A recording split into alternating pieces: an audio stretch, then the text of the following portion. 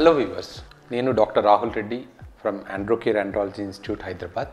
ఈరోజు మనం మగవాళ్ళలో ఎటువంటి హార్మోన్స్ నార్మల్గా ఉండాలి, వాటి మధ్య అంటే ఇంబ్యాలెన్స్ ఎలా వస్తుంది, వాటి గురించి ఈరోజు మనం డిస్కస్ చేసుకుందాం.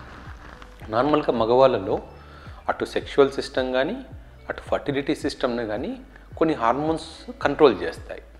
ఈ హార్మోన్స్ ఏంటంటే ఒకటి ఫాలిక్యులర్ స్టిమ్యులేటింగ్ హార్మోన్, రెండోది దాన్ని ఎఫ్ఎస్హెచ్ అంటారు, రెండోది లిటినైజింగ్ హార్మోన్ ఎల్హెచ్ అంటారు, మూడోది ప్రొలాక్టిన్ హార్మోన్, నాలుగోది టెస్టోస్టిరాన్.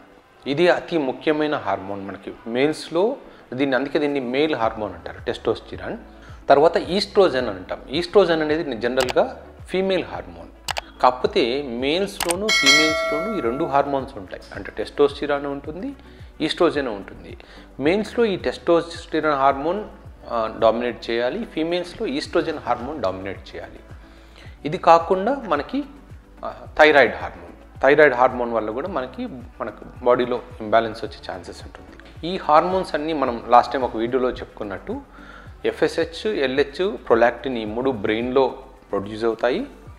టెస్టోస్టిరాన్ టెస్టిస్లో ప్రొడ్యూస్ అవుతుంది, ఈస్ట్రోజన్ అనేది ఫ్యాట్లో ప్రొడ్యూస్ అవుతుంది, అండ్ థైరాయిడ్ అనేది థైరాయిడ్ గ్రంథిలో ప్రొడ్యూస్ అవుతుంది. సో ఈ హార్మోన్ ప్రొడక్షన్లో ఎక్కడైనా ప్రాబ్లం ఉన్నా కానీ లేదా మనం ఆహారపు అలవాట్ల వల్ల కానీ మన లైఫ్ స్టైల్ హ్యాబిట్స్ వల్ల కానీ హార్మోనల్ ఇంబ్యాలెన్స్ వస్తుంది. ఎలా వస్తుంది అంటే ఇప్పుడు మనకు రెగ్యులర్ లైఫ్ స్టైల్లో ఈ హార్మోన్ ప్రొడక్షన్ బాగా ఉండాలి అంటే మనకు రెగ్యులర్గా ఎక్సర్సైజ్ ముఖ్యం, ప్రాపర్గా ఫుడ్ తీసుకోవడం ముఖ్యం, అలాగే రోజుకు 7 నుంచి 8 గంటల పాటు మనకు నిద్ర అనేది చాలా ముఖ్యమైనది హార్మోన్ ప్రొడక్షన్స్కి. ఈ టైమింగ్ కూడా ఏ టైంలో మనకు హార్మోన్ ప్రొడక్షన్ అవుతుంది అనేది కూడా చాలా ముఖ్యమైన విషయం.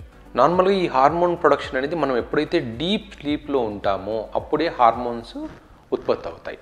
ఈ హార్మోన్స్ ఉత్పత్తికి కూడా ఐడియల్ టైం ఏంటంటే 11 to 4 ఆర్ 11 to 5 అనేది ఉంటుంది. మనకు బాడీలో బయోలాజికల్ క్లాక్ అనేది ఉంటుంది. ఈ క్లాక్ అనేది దీనికి ట్యూన్ అయిపోయి ఉంటుంది. ఈ టైంలో మనం డీప్ స్లీప్లో ఉంటే మనకు హార్మోన్ ప్రొడక్షన్ నార్మల్గా ఉంటుంది. ఇప్పుడు మనం పూర్వకాలంలో అందరూ నైట్ 8, 9 అంతా పడుకునేవాళ్ళు, పొద్దున్నే 4, 5 అంతా నిద్ర లేచేవాళ్ళు. అది ఎందుకంటే అది న్యాచురల్ సిస్టమ్, మన బాడీ అలాగే ట్యూన్ అయి ఉండాలి. కానీ ఇప్పుడు మనకున్న లైఫ్ స్టైల్ వల్ల మనం ఏం చేస్తున్నాము, నైట్ 11, 12, 1 గంట 2 పడుకోవడము, పొద్దున్నే లేటుగా లేవడము. ఇలా పడుకోవడం వల్ల రోజుకు మీకు 7 to 8 అవర్స్ స్లీప్ వస్తుండొచ్చు, కానీ ఆ హార్మోన్ ప్రొడక్షన్ టైం అనేది డిస్టర్బ్ అయిపోతుంది.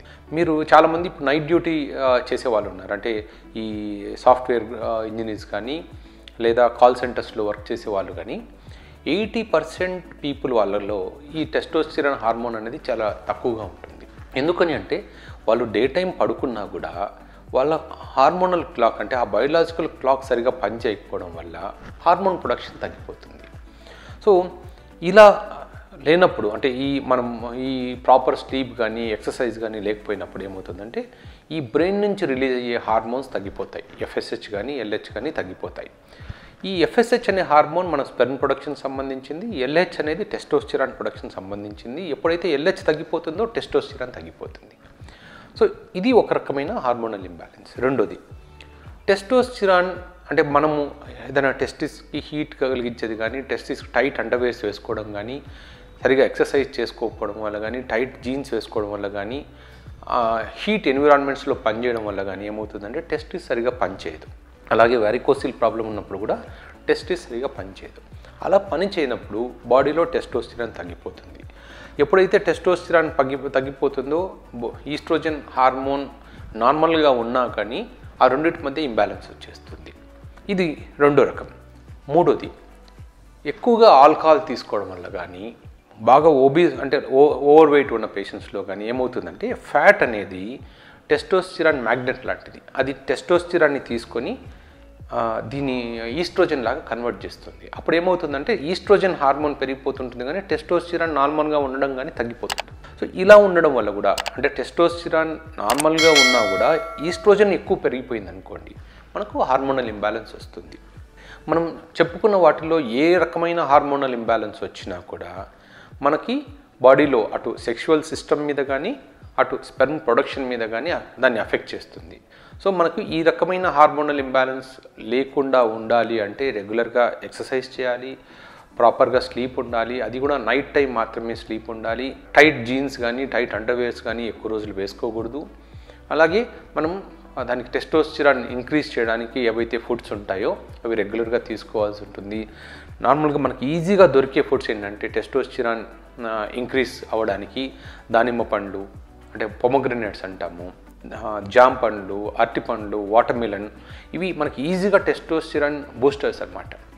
ఇవి తీసుకున్నప్పుడు ఏంటంటే బాడీలో టెస్టోస్టిరాన్ ప్రొడక్షన్ ఉంటుంది. బట్ చాలామంది అడుగుతుంటారు, డాక్టర్ గారు నేను ఎక్సర్సైజ్ చేయకుండా ఓన్లీ ఇలాంటి ఫుడ్స్ తీసుకుంటే సరిపోతుందా అంటే తప్పు. ఎక్సర్సైజ్ వల్ల మనకి టెస్టోస్టిరాన్ అనేది 90% పెరిగితే ఈ రకమైన ఫుడ్స్ తీసుకోవడం వల్ల మనకు ఓన్లీ 10% టెస్టోస్టిరాన్ పెరుగుతుంది. సో రెగ్యులర్గా ఎక్సర్సైజ్ ఉండాలి అంటే ఫిజికల్ యాక్టివిటీ. అది డాక్టర్ గారు ఎక్సర్సైజ్ అంటే ఏం చేయాలని చాలామంది అడుగుతుంటారు. ఎక్సర్సైజ్ అంటే మీరు డైలీ ఒక 30 మినిట్స్ మీరు వాకింగ్ చేసినా చాలు. మీరు ఏదో జిమ్కి వెళ్ళి బరువులు ఎత్తాల్సిన అవసరం లేదు, లేదా రోజులు గంటల కొద్దీ మీరు జిమ్లో గడపాల్సిన అవసరం లేదు. రోజు ఒక 30 మినిట్స్ బ్రిస్క్ వాక్ చేయగలిగినా మీకు సరిపోతుంది. ఇప్పుడు అలాగే sunlight exposure, vitamin D deficiency వల్ల కూడా మనకు టెస్టోస్టిరాన్ తగ్గిపోతుంది. కాబట్టి రోజు మనకు అట్లీస్ట్ 5 to 10 మినిట్స్ మనకు ఎండ తగలాలి. ఎండ తగిలినప్పుడు ఏమవుతుందంటే అది హార్మోనల్ బ్యాలెన్స్కి అది కూడా యూజ్ చేస్తుంది. సో వ్యూవర్స్, ఇంకా మీకు హార్మోనల్ ఇంబ్యాలెన్స్ మీద మీకు ఏదైనా డౌట్స్ ఉంటే కామెంట్ సెక్షన్లో పోస్ట్ చేయండి. అలాగే మా ఛానల్ని సబ్స్క్రైబ్ చేసుకోండి. ఇంకా ఏదైనా డౌట్స్ ఉంటే క్లారిఫై చేయడానికి ట్రై చేస్తాము. Thank you viewers, bye.